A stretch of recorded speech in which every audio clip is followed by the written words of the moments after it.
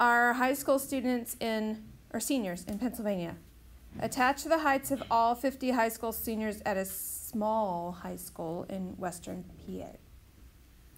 All of 50 seniors, can you imagine? So, and apparently in Pennsylvania they measure height in centimeters.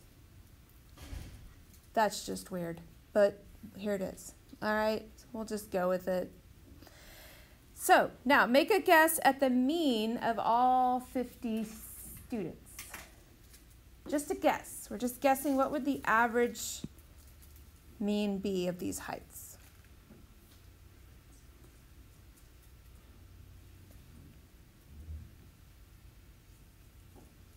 Just throw something out. It's just a guess. 165. 165, good, okay. 165 centimeters. So we think somewhere in here, right? It would balance right in there. Makes sense.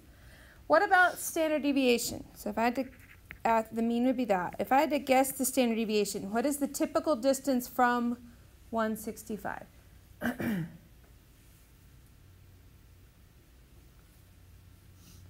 1 centimeter, 2 centimeters, 5 centimeters, 10 centimeters?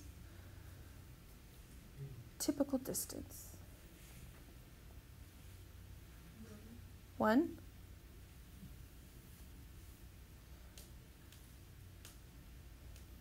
Anyone else want to throw something out? 5. Okay, 5, something like that. All right, because some of them are really, really close, right? Some of them are way off. So if you find the typical, it's probably closer to 5 because you got some of these weird ones on the outsides, right?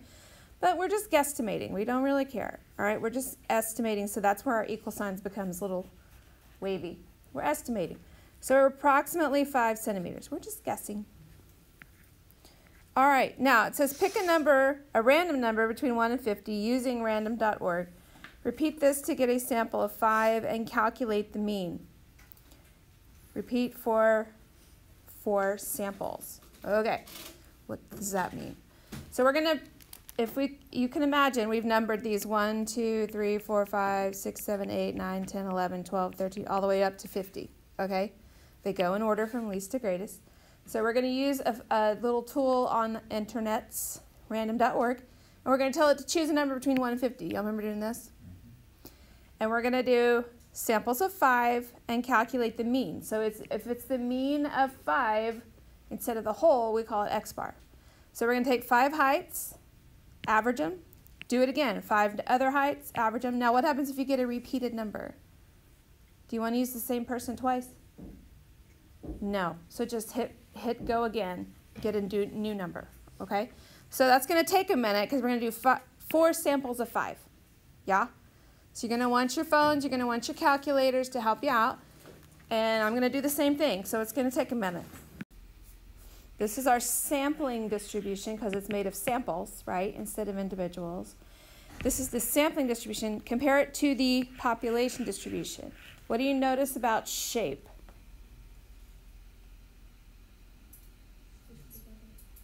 That would be variability, yes. Variability, it's much closer together, okay? Much closer together. So we would say lower variability. For sure, that's the most obvious thing, right? But remember shape, is it changing from symmetrical to skewed or skewed to symmetrical, shape-wise? No, stayed the same, didn't it? It's pretty much symmetrical. Okay, it's the same. Approximately symmetrical. What about the center? This is talking about the mean. Where would you estimate the mean of our samples to be?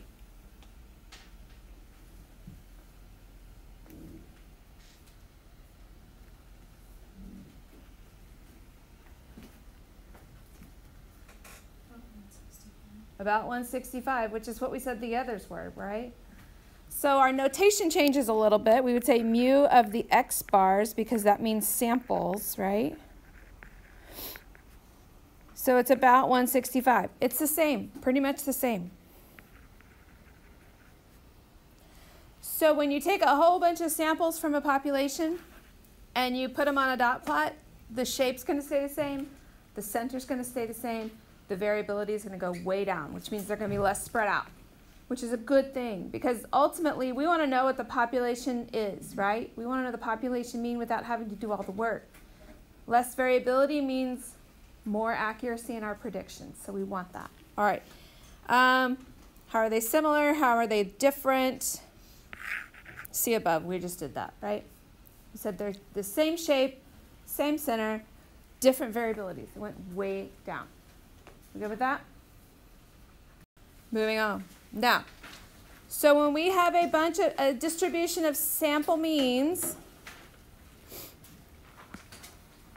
the center, the mean of the x-bars, notice the symbols here, the mean of the x-bars is going to be equal to the population mean.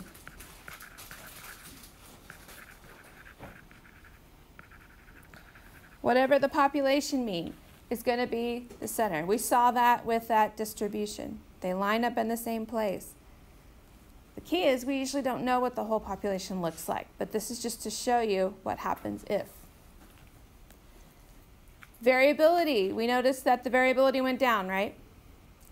There's a mathematical equation for that. So remember, sigma is standard deviation of the population, right?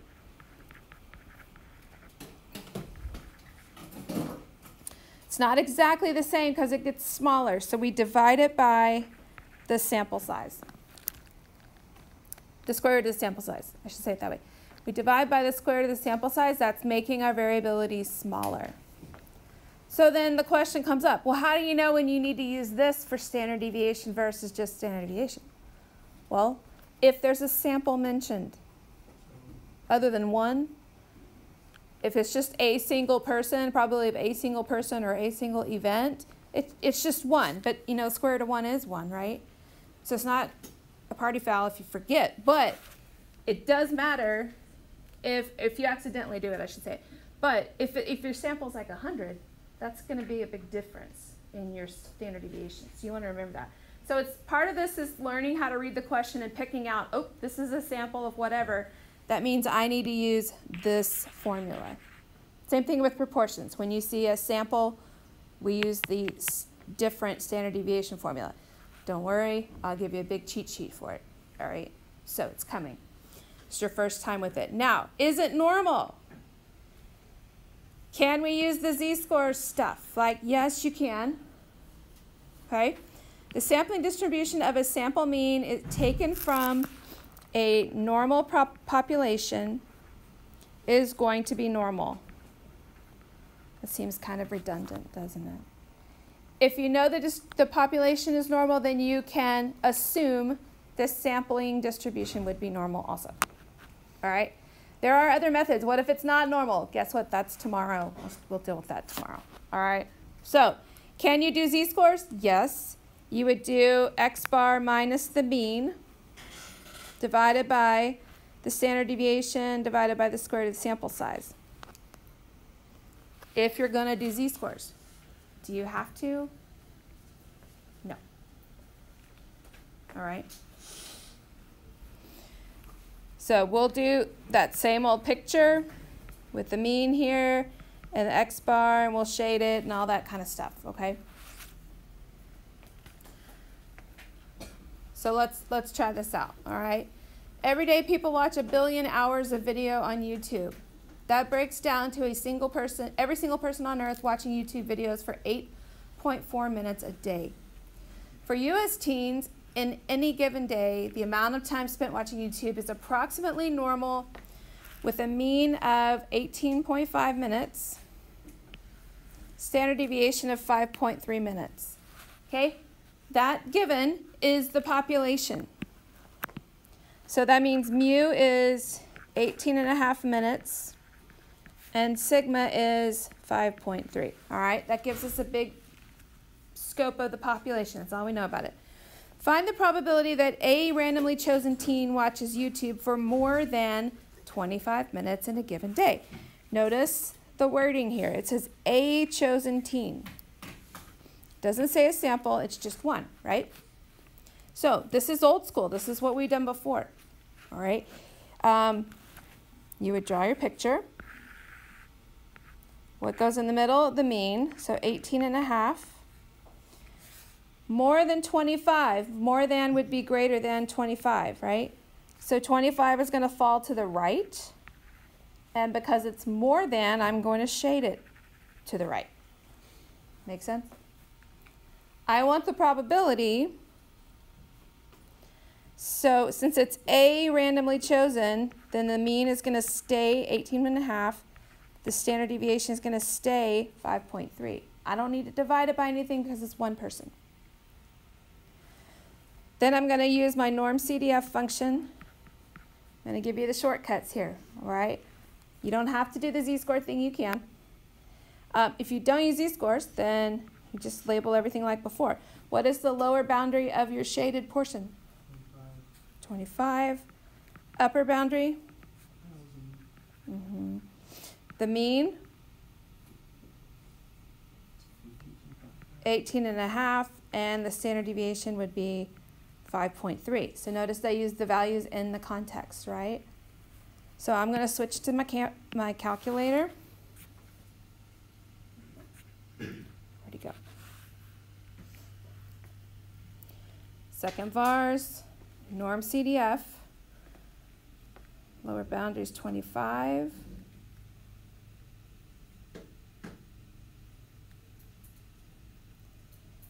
And 5.3.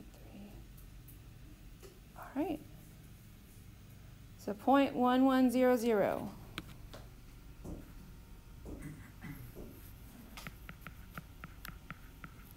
So what's the probability that a teen watches more than 25 minutes? Well, 11% chance, right? Or 0.11. So far, so good?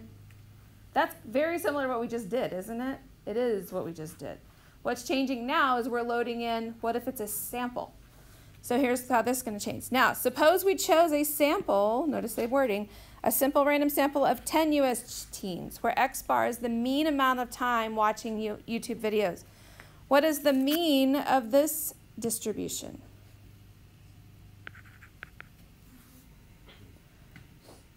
Is what?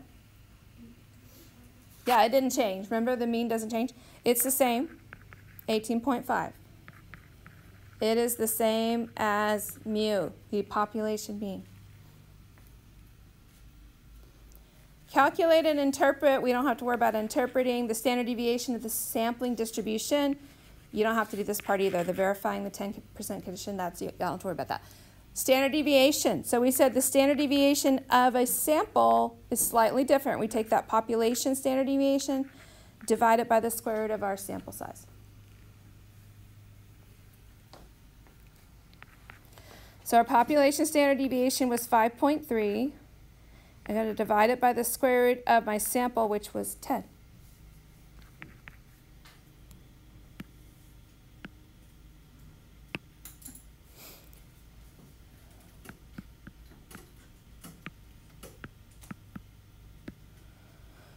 .68 basically.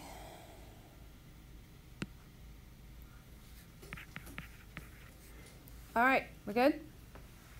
Remember visually, our variability went way down? So as a mental check, whatever you had here, when you calculate it, the new number should be smaller, right? It should be. It is. It is.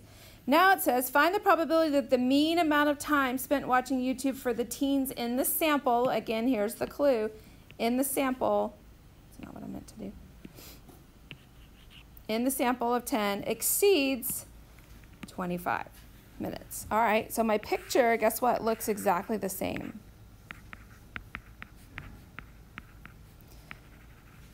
Picture looks exactly the same. My work is almost identical.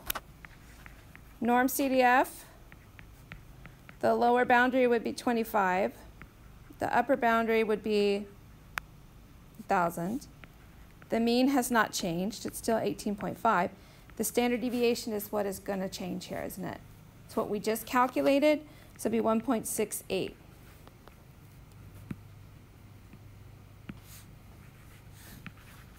That is the only difference in our calculation. So let's switch to the calculator. I'm going to go up. I'm going to take a shortcut and copy and paste that.